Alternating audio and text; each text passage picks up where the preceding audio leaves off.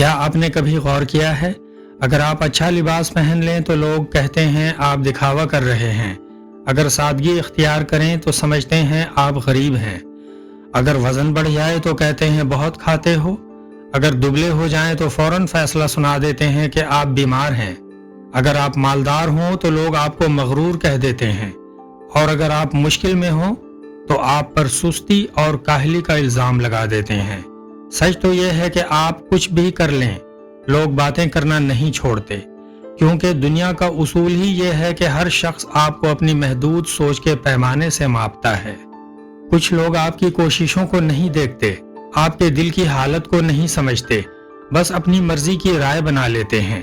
اسی لیے ضروری ہے کہ آپ دوسروں کی سوچ کا بوجھ اپنے دل پر نہ لادیں،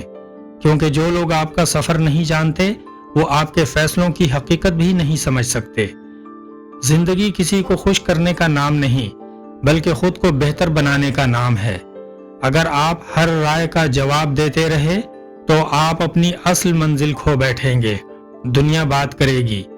لیکن آپ کا کام ہے ثابت قدم رہنا، اپنے سکون کی حفاظت کرنا،